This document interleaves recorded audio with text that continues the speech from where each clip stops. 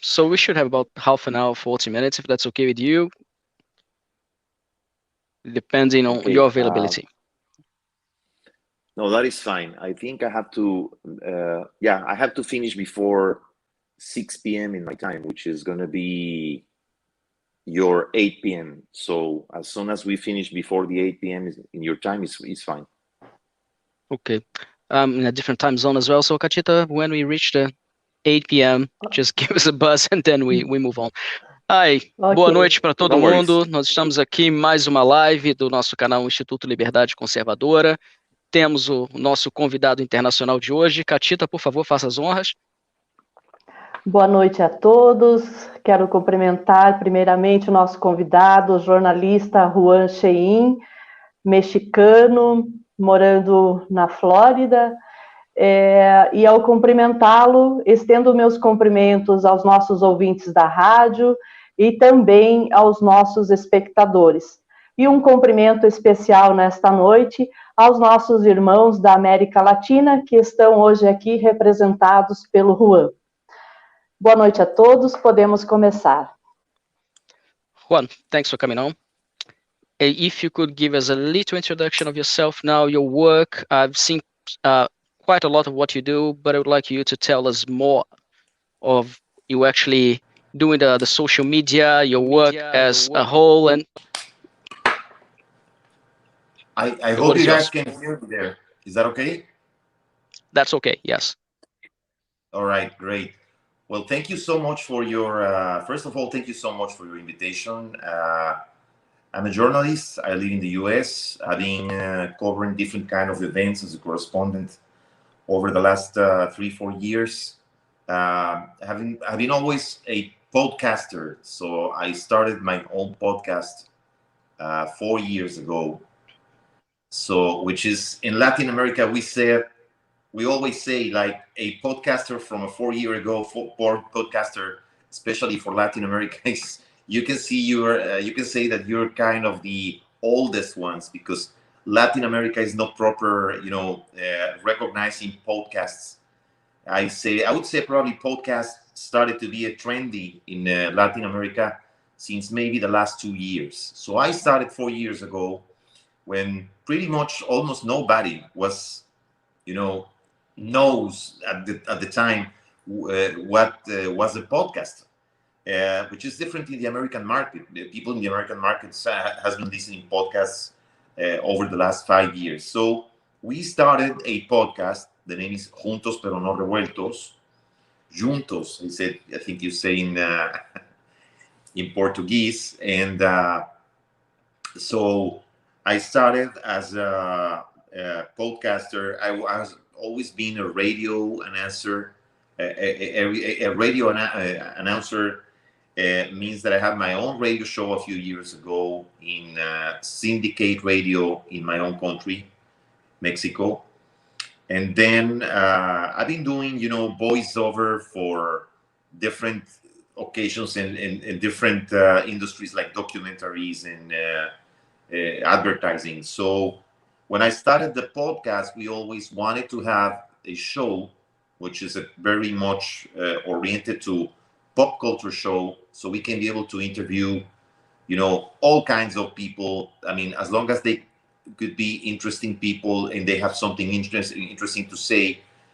So we've been interviewing, scientists, doctors, politicians, musicians, artists. So pretty much, as we said, the show is pretty much about like a pop culture show. When we interview, we are open to talk with everybody and listen to everybody.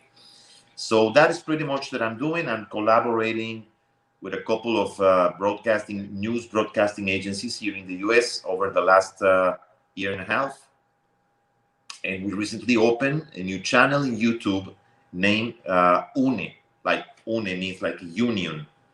And we're promoting all kinds of, works and voices over Latin America and Hispanic America, because we have journalists from every part of the world. We have Latin journalists based in Spain, Latin journalists based in Japan, you know, UK, United Kingdom, here in the US, and we hear pretty much voices from all over. So that channel, UNE, was made for these journalists that they don't have, you know, pretty much like a big space, or they don't work in a big broadcast company or in a big syndicate or TV company, you know, and they have voices, and all of them have something interesting to say. So we give them that space for them to promote their work, their voice, and their opinions.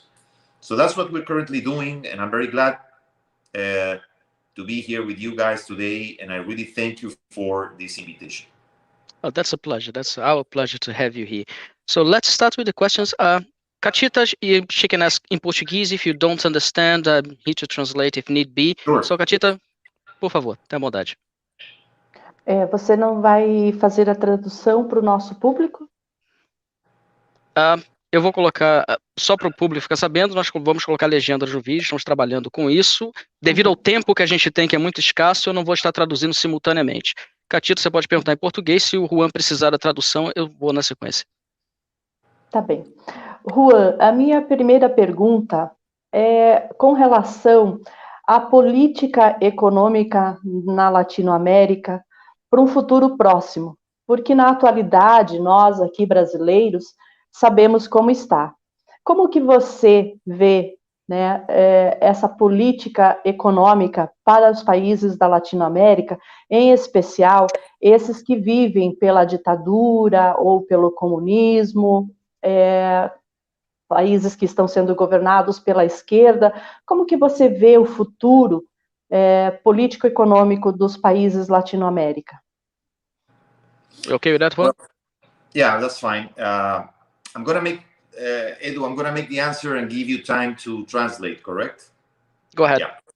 So, okay, in terms of economics, I think Latin America is a different mosaic or different textures, because there is a very big difference between the economics you find, for example, in countries like Chile, and the economics you find in countries like Nicaragua. So we can definitely, in terms of economics, I guess we have to go country by country.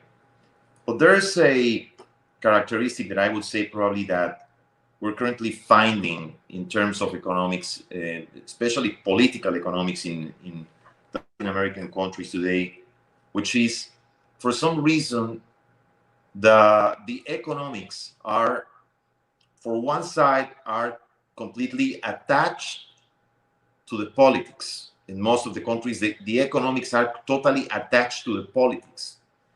And the way we find the economics attached to the politics, I think, is in a certain way limiting the opportunities for those countries specifically, so they can be able to do business, especially in a world that is currently global in economical terms. Edu.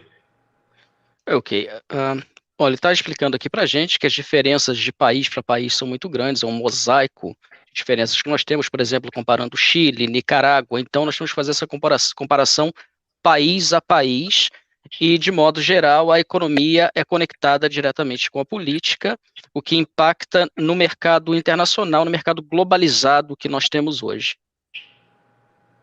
Ok. Agora, a minha pergunta mais específica. Juan, eu queria que você desse I'm going to translate, so don't worry.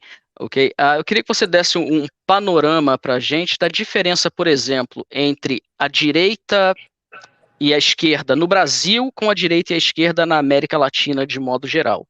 So if you could give us an example of the difference between the left and the right in Brazil as compared to Latin America in general. Okay, that is a very good question, because I think there is hold on, my camera is sweeping here, sorry. I think it's a very good question, because there is still a confusion between the left and the rights. There is a huge confusion between the left. There is the left, or as we know it, the Democrat left, right? Which is pretty much different from the communism. I mean, there is a certain kind of a left that is more humanistic and understands what the global economy is and pushes for the liberty of the economy.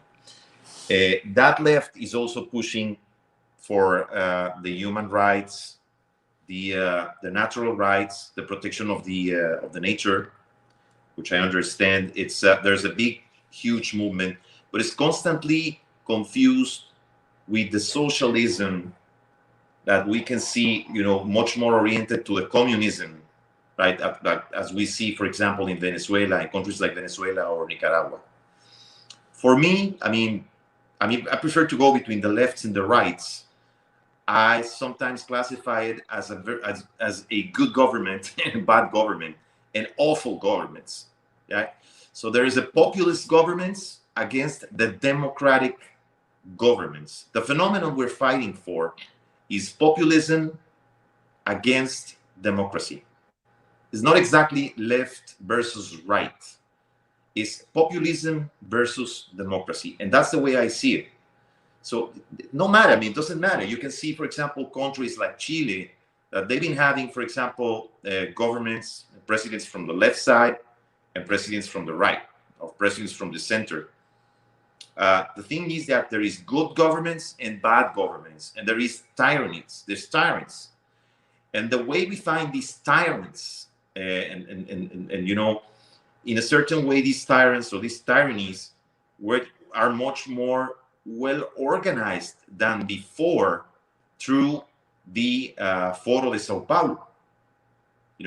It seems like a method that these kind of tyrannies are using to penetrate democracies, use the democracy to reach the power, or to reach the presidency, or to reach to the power of the country. And then after that, they step up in that power and they kick off the stairs, and they don't want to they don't want to leave nobody else to reach there, democratically speaking.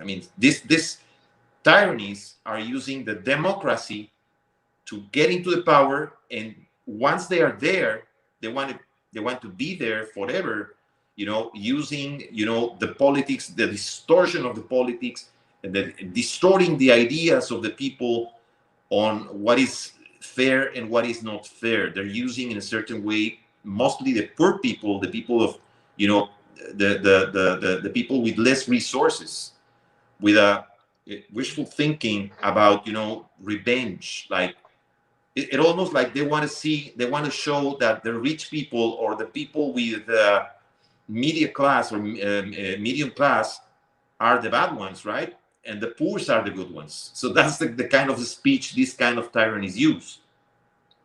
My worst fear is Latin America is falling very much into that. And of course, there's different reasons. Sorry, I extend my answer, Edu. I don't know if you take it from there. I got most of it, yeah, no worries. Yeah, all right.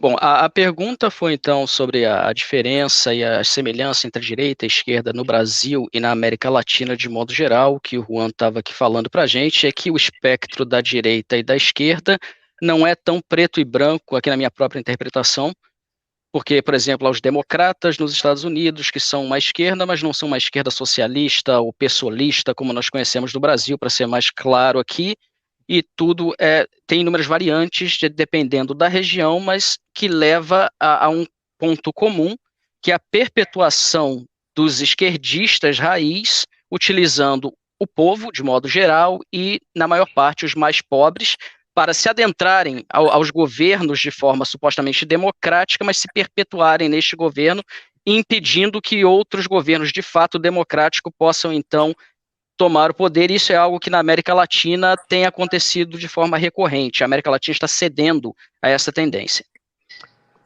Catita. Correto.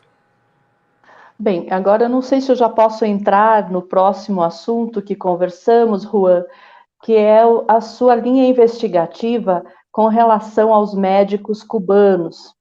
Aqui no Brasil, tivemos o programa Mais Médicos, e viemos a descobrir muito depois, com o governo Bolsonaro, que esse programa era quase que um trabalho análogo para os médicos cubanos, no sentido de que eles não recebiam aquilo que estaria em contrato, porque parte desse dinheiro iria para o governo de Cuba e não para os profissionais.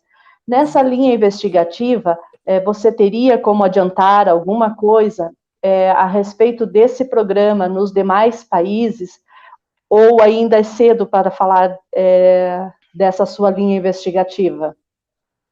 You okay with that one? Yeah, I'm okay. Thank you, Edu. Yeah, sí, Katia, mira, I've been doing this research from a very, very long time ago. I'm currently producing a documentary about the Cuban medics, the Cuban doctors. One of the things that we found between all the investigations we made before is that Cuban doctors are the subject of the experiment that Cuba has been made over the last 34 years. They perfected the way they're doing business with the Cuban doctors. In a certain way, this activity shows a modern kind of slavery, because one of the things they do, and I'm talking about the dictatorship, the Cuban dictatorship. One of the things they do is they keep the families of these doctors inside Cuba. I mean, they don't allow the families to travel with them. The families are kept in Cuba as a guarantee, right, to threat the doctors, like in case they wanna leave, or they want to escape, right, in the country they're being hired. They're gonna keep their families in Cuba. The government is gonna keep the families in Cuba.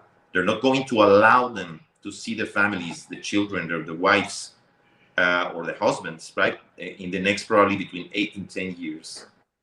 Then other thing is that there is this belief that worldwide, these Cuban missions, the way they call it, right, they send these missions to many countries, making it show that there is a human thing that Cuba heroically is doing or performing to help other countries. At the end of the day, this is a business.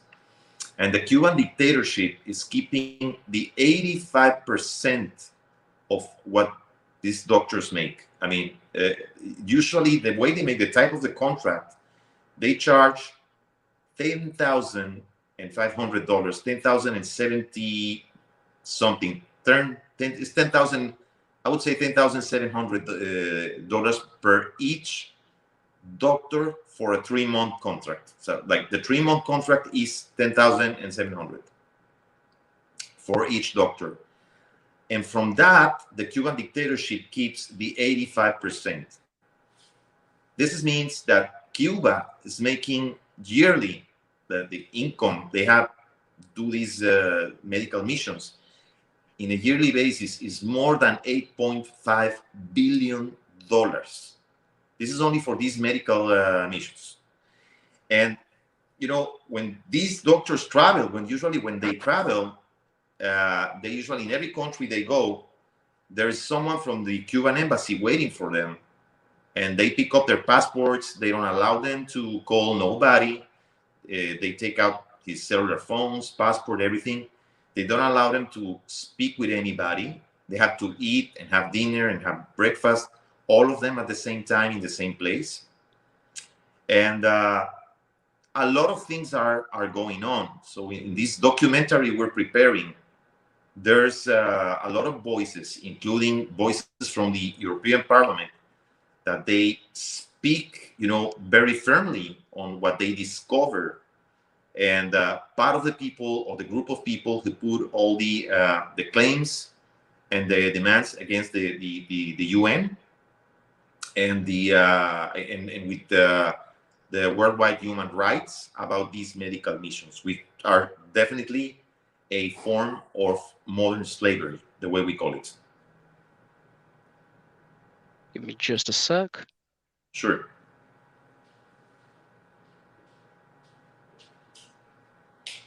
Ok, então a pergunta foi a respeito da investigação do Juan em relação aos médicos cubanos, o que nós conhecemos no Brasil como o programa Mais Médicos, né, que de fato o governo do PT levou inúmeros médicos para o Brasil, neste mesmo esquema que o Juan estava descrevendo, e ele está produzindo um documentário a respeito disso, sobre esses médicos cubanos que são, em outras palavras, traficados ao redor do mundo, através do que é chamado de a missão médica cubana, colocando Cuba como se fosse uma grande ajuda para o mundo com estes médicos, que nada mais são do que escravos da era moderna, né, tendo suas famílias como reféns em Cuba, ou seja, eles são escravos do sistema, não podem fugir de Cuba, pedir asilo político, porque suas famílias sofrerão as consequências.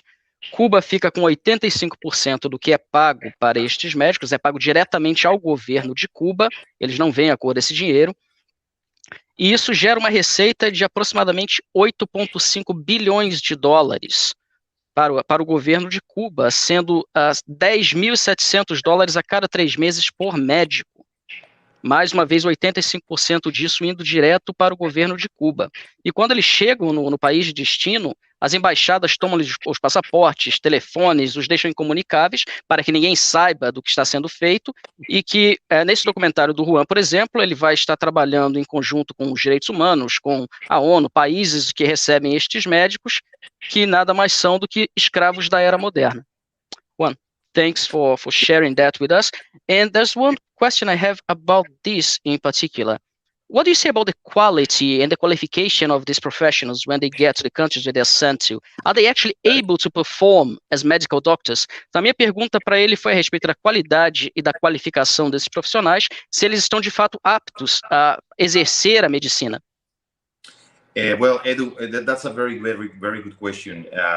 We recently discovered, I had the opportunity to interview one of the senators from a Democratic Party in my own country, Mexico, that they discovered that most of the medics that in the case of Mexico is hiring, most of them are not even doctors. I mean, they didn't finish their studies. I mean, some of them are not even doctors. They don't know how even to measure a temperature or to manage like a thermometer or to use a thermometer. It's like a kind of a fraud, right? Because the country is currently paying for doctors, but some of these people are not even doctors. According to the investigations we made, we discovered that some of these people, for example, are spies or people that go to the country that they are visiting to do proselytism in favor of the regime that is hiring them, or the Cuban regime. So not all of them are doctors. The infrastructure that Cuba has today, even that they have a very good reputation to have great doctors, very, very good doctors.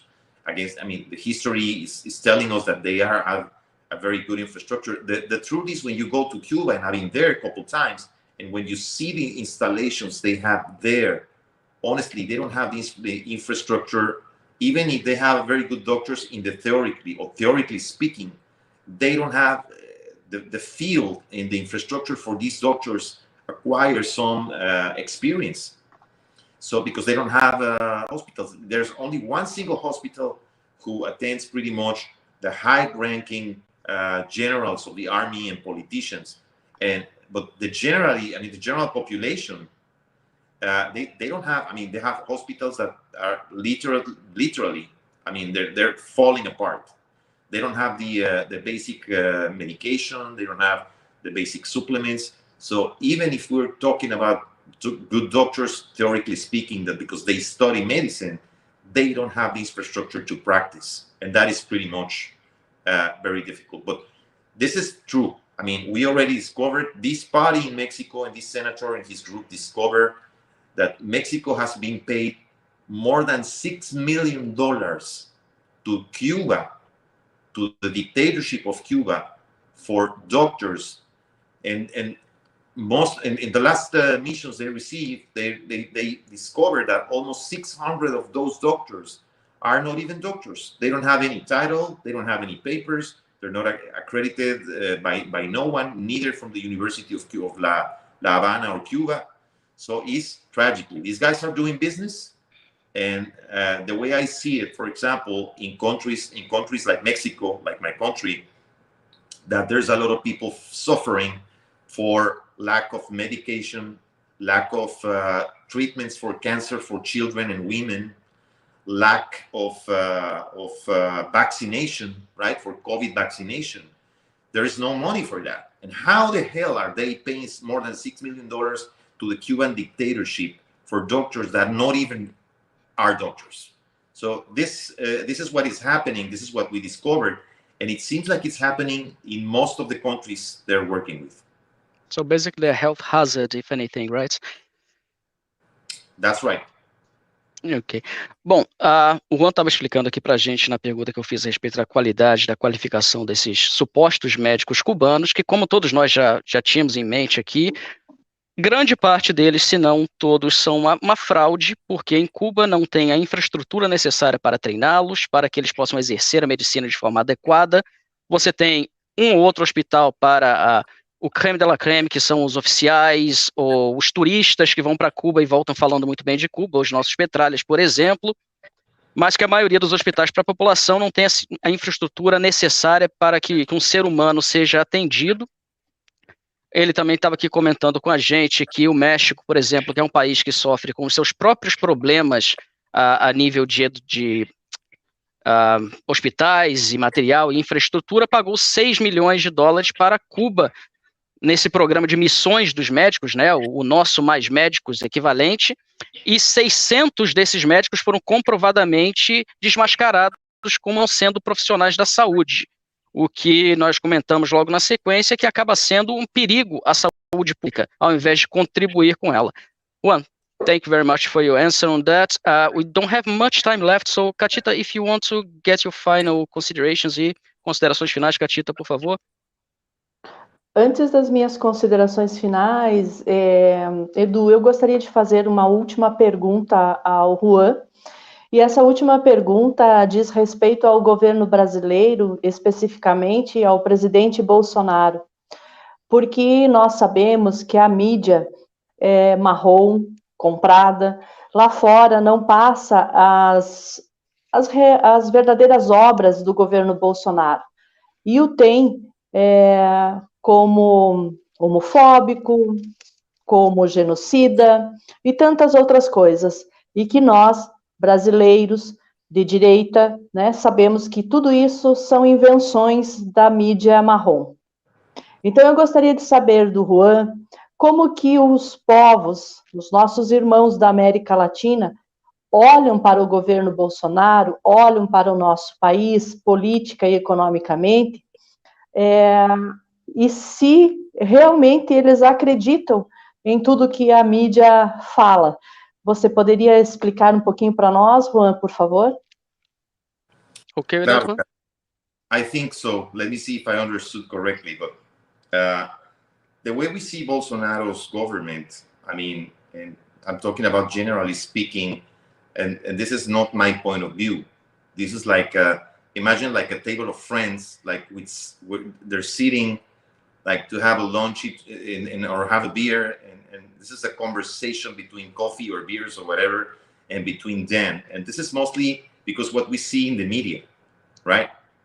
And that we see in the media a Bolsonaro that between the things that the main issues that he's not managing correctly the pandemic, he doesn't believe in coronavirus, and you know that you can hide that because my country has the same issue. I mean, we have a president that he doesn't believe in the coronavirus. He's not using the mask, the face mask. He don't want to use the face mask. He doesn't believe in that. So, but more beyond of that, I mean, out of Brazil, there is no clue, or the clues are not clear on how Bolsonaro is managing the economy. So what we see sometimes on the outside is only the worst, and that is what that the people keeps and speaks about, right? For example, what is happening in the Amazonia, right? The fire issues in the Amazonia. What is happening with the COVID and the way he's managing the COVID, that he's a very rebel guy because his character and the way he speaks. But more than that, I mean, I'm aware that every government has his ups and downs, or his clear side and his shadowy side. right? I would say probably, and this is in my opinion, right? I have been in Brazil 3 times. Brazil is a country that I love. I have many friends in Brazil. I've been 2 times in Sao Paulo, 2 times in Rio, 1 time in Foz de Iguaçu, and I know I have very good friends in Minas Gerais, in Brazil, and in Brasilia, sorry.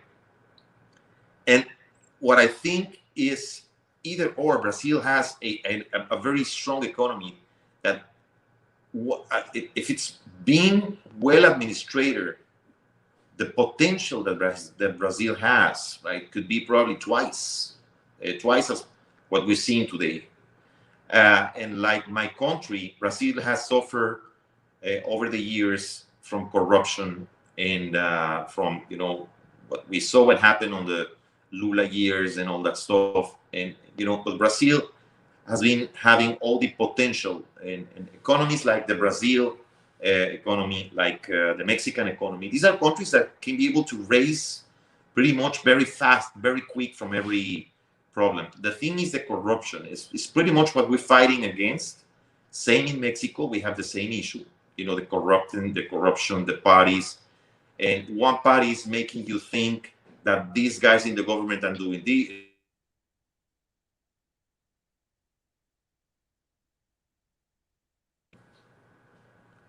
Sorry, can you hear me?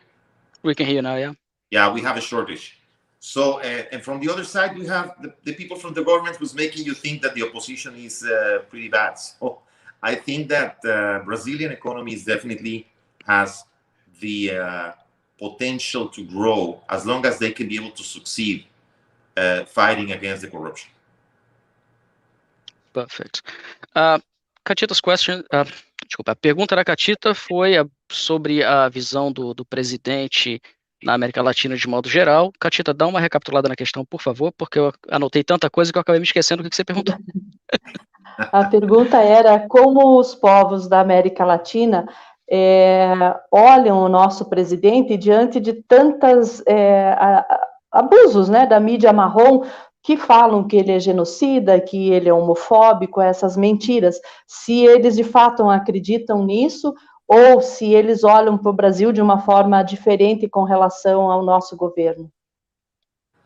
Perfeito. O que o Juan estava explicando para a gente aqui, que, de modo geral, as pessoas comuns ouvem falar de Bolsonaro aquilo que a mídia coloca para eles, que é que não está agindo muito bem em relação à pandemia, que nega a existência do vírus, não tem muita informação a respeito da parte econômica do governo federal, fala-se muito também de Amazônia, queimadas, enfim, aquele papo que todos nós sabemos que a mídia brasileira gosta de exportar, então não foi muita novidade nisso. O Juan também complementou dizendo que gosta muito do Brasil, que já esteve lá algumas vezes, 2 vezes em São Paulo, 2 no Rio, Foz do Iguaçu, Brasília, e que ele acredita que o Brasil tem um grande potencial, que assim como o México sofre por conta da corrupção, né, que há a divisão partidária, um acusa o outro do que estão fazendo na maior parte das vezes, mas que apesar de tudo isso, o Brasil tem um grande potencial econômico, assim como o México, que precisamos todos vencer a corrupção.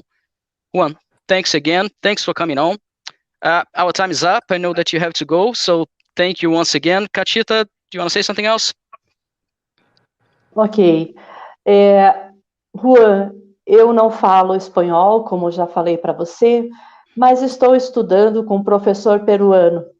E as minhas considerações finais, com todo respeito ao meu péssimo espanhol, vai ser em espanhol, em respeito aos nossos ouvintes nesta noite, que são da América Latina. Com a sua permissão, finalizo agradecendo a oportunidade ao senhor Daniel Sassi, de Argentina, que por 20 anos ha estado a cargo do projeto Pedro Jesus de las Misiones Argentinas e trabalhando conjuntamente com o Dr. Ricardo Lorenzetti, de la Corte Suprema de Argentina, desde hace 15 anos hasta la fecha, luchando por la justiça, liberdade e la paz em América Latina. Também a la senhora Noemi, que hizo o puente entre Juan e nosso canal brasileiro. Sem ella, este momento não hubiera ocorrido. Les deseo buenas noches a todos.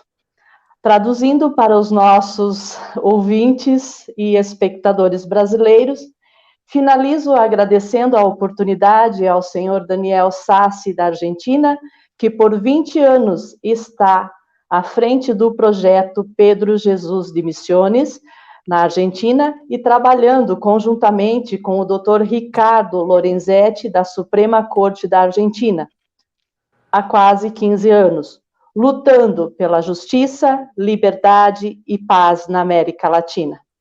Também agradeço à senhora Noemi, que fez a ponte entre o jornalista Juan e o nosso canal brasileiro. Sem ela, este momento não teria acontecido. Desejo a todos uma boa noite. Kátia, Edu, é um honor para mim. Eu tenho muitos bons amigos em Brasil.